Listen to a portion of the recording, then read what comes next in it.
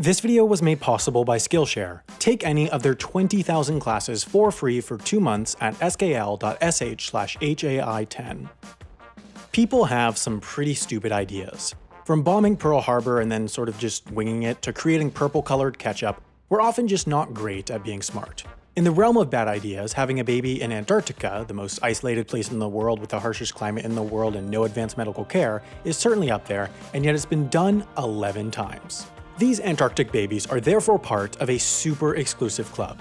Fewer people have been born in Antarctica than have been to the moon.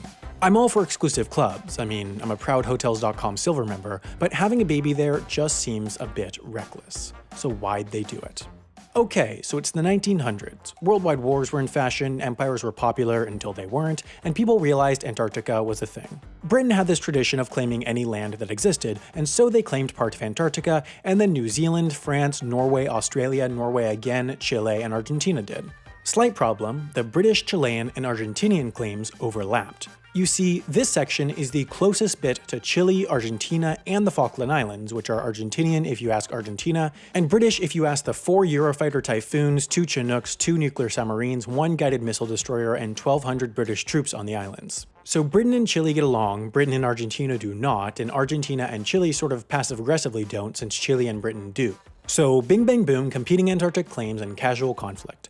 Most believe the Chileans have a slight advantage in Antarctica since they're used to being Chile, but this was a classic three-way dispute. Aside from these 3 countries though, basically nobody believed these claims of sovereignty since there were no permanent residents and no non-scientific activity. Argentina decided to fix this by making babies. In 1977, Argentina's Esperanza base had a military detachment led by Captain Jorge Emilio Palma, whose wife, Silvia Morea de Palma, was pregnant. At 7 months, she was flown from Argentina to Esperanza base, and then 2-ish months later, she gave birth to Emilia Marcos Palma on January 7th, 1978, of whom there are 0 copyright-free images, so I hope you enjoy this painstakingly created animation of him. Argentina was run by dictator Jorge Rafael Videla at the time, so, as dictators do, he then made a law banning any maps of Argentina that didn't include their Antarctic claim. In their minds, since they had natural Antarctic nationals, they now had Antarctica.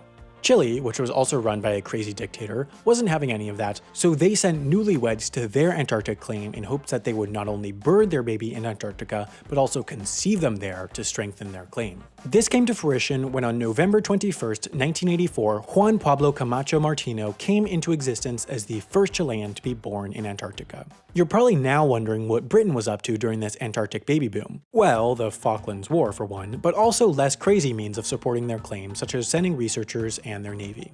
All in all, 11 babies were born on the continent, 8 Argentinian ones and 3 Chileans, and against all odds, no moms or babies died. Nowadays though, both countries have stopped sending women to Antarctica to have their babies, probably realizing that it's horribly dangerous for both the mothers and babies, or maybe it's that the countries are not run by crazy murderous dictators anymore. Nonetheless, they have not stopped trying to assert their claims. Of the many research bases from many countries, Chile's Villa Las Estrellas and Argentina's Esperanza base are the only 2 to be home to civilians. Both countries send whole families, including kids, to these bases, and so they both have public schools. Chile has gone even further at their base to make it seem like a real town rather than a research base. They've had a mobile phone network set up by Entel, one of the largest cellular providers in Chile, so you literally won't even have roaming charges when going to Antarctica from Chile. They even have a post office and a branch of a commercial bank. It's just like any other Chilean town, except that it's not in Chile and the Argentinian base is not in Argentina because nobody really believes these claims. Overwhelmingly, most countries still just consider Antarctica to be international territory. Oh well, good effort guys. If you want to become a crazy dictator, no, that's bad. If you want to start a war in Antarctica, no, that's illegal. If you want to have a baby in Antarctica, you're going to need to know how to deliver babies, and Skillshare cannot teach you that. Are you crazy? I mean, I know Skillshare has over 20,000 courses taught by experts on anything and everything, but you should not be bringing humans into existence off of what anyone on the internet says.